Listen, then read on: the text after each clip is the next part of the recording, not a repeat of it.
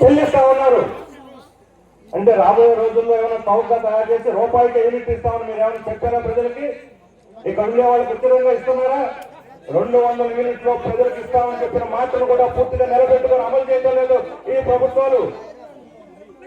ఇక్కడ ఉపాధి కల్పిస్తామంటున్నారు. ఇక్కడ ఈ ప్రాంతంలో ఇక్కడ పెట్టేటువంటి ప్రాజెక్టుకి 1800 మందికి ఉద్యోగాలు వస్తాయట.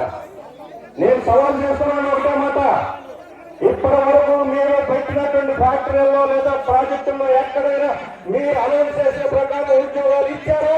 ఇస్తే లెక్కలు చెప్పండి అని చెప్పి అడుగుతా ఉన్నా. గవర్నమెంట్ జన్కో ఆధ్వర్యంలో సీనియర్లో ప్రాజెక్ట్ ఉంది, 1000 మెగావాట్లు రాత్రి మొగుళ్ళు తయారవుతుంది. అది ఐడల్ పంపుడు ప్రాజెక్ట్ కాదు, సీనియర్ మెగా ప్రాజెక్టు గవర్నమెంట్ ఇది. అక్కడే 250 మంది ఉన్నారు. 1000 మెగావాట్లు తయారయ్యే ఫ్యాక్టరీ ఆ విద్యుత్ ప్రాజెక్ట్ లో పని చేస్తుంది 250 మంది. ఉద్యోగాలు లేదు. 250 మందికి 1000 మెగావాట్లో ప్రభుత్వం దగ్గరే ప్రభుత్వ ప్రాజెక్టులో ఉద్యోగాలు వస్తాయి. ప్రైవేట్ వాళ్ళు ఇస్తారా? 10 ఉద్యోగాలు 200 కూడా ఎవరు? 100 150తో రాత్రి మగళ్ళు ఇప్పటికే జీవో తెచ్చారు.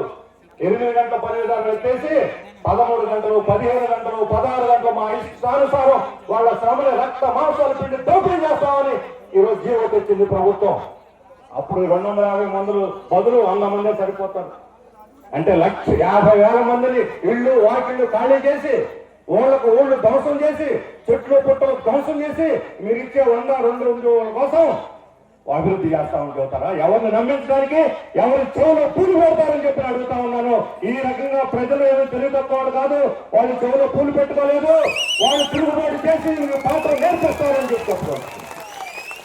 ఈ రోజు ఇక్కడికి వచ్చినటువంటి 1000 మంది ప్రజలు గ్రామానికి తరలి వచ్చారు. వాళ్ళందరూ వాళ్ళు ఖాళీ అడుగుతారు, వాళ్ళ బండ్ల మీదను ఇక్కడ తరలి వచ్చారు. ఏ శ్రమను లెక్క చేయకుండా తాడో పేడో తేల్చుకుంటామని చెప్పి పట్టుదలతో ఈ మహిళలు పురుషులు యూత్ ఇక్కడ తరలి వచ్చారు. నేను అడుగుతున్నాను, ఇక్కడ ఎవరైనా సరే ఒక్కరుంటే ఐడల్ ప్రాజెక్టు పెట్టాలి అనే వాళ్ళు ఒక్కళ్ళంటే ఒక్కళ్ళు ఉన్నారో చేతులు ఎత్తండి అని చెప్పి అడుగుతున్నాను. ఒక్కళ్ళైనా సరే చేతులు ఎత్తండి.